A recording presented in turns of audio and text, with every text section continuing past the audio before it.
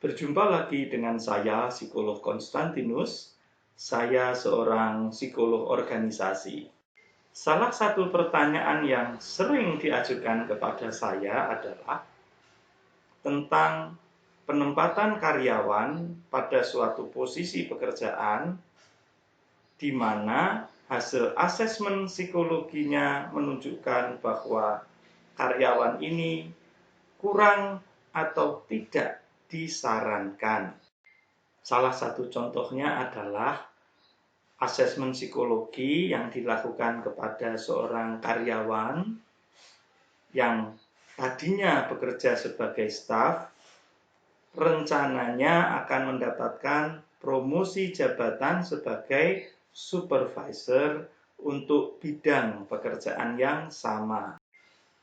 Ketika bekerja sebagai staf, karyawan ini dilihat memiliki prestasi kerja yang baik. Namun, hasil asesmen psikologi untuk posisi supervisor menunjukkan bahwa kecerdasannya kurang fit. Selain itu, dia ternyata juga tidak memiliki rasa percaya diri yang mencukupi untuk menjalankan tugas sebagai seorang supervisor.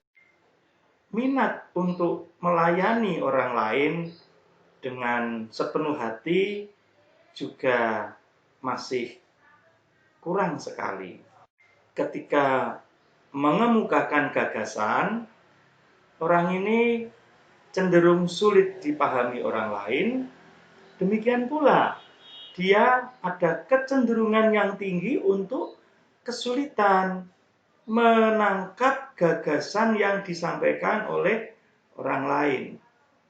Dan satu lagi, dia mengalami kesulitan untuk menentukan prioritas mana yang penting dan yang kurang penting bagi dirinya sendiri.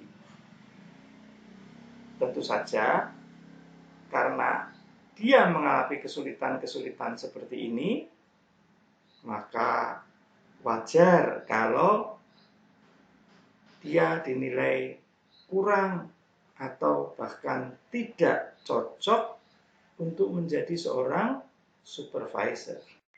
Tetapi karena dia adalah satu-satunya calon terbaik yang ada di perusahaan itu, maka direksi menanyakan apakah masih bisa untuk menjabat.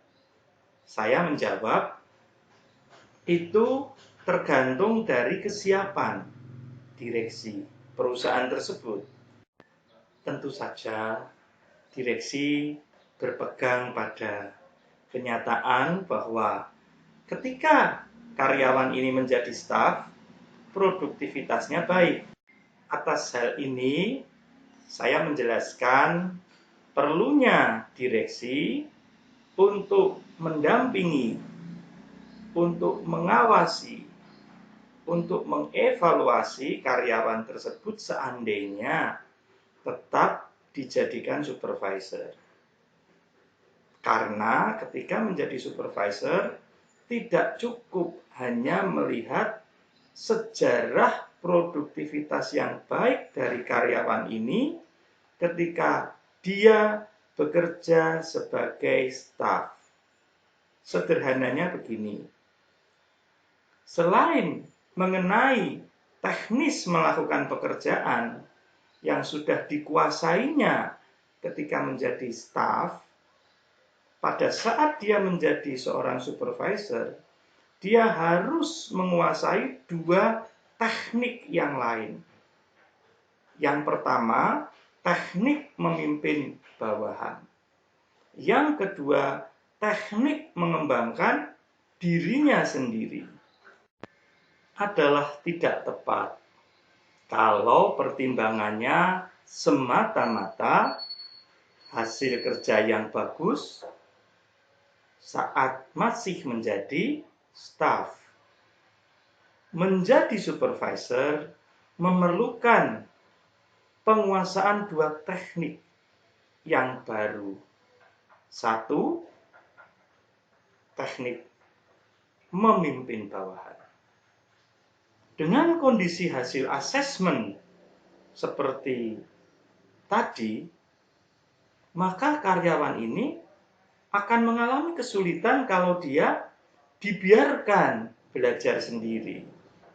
Yang kedua, teknik mengembangkan dirinya sendiri.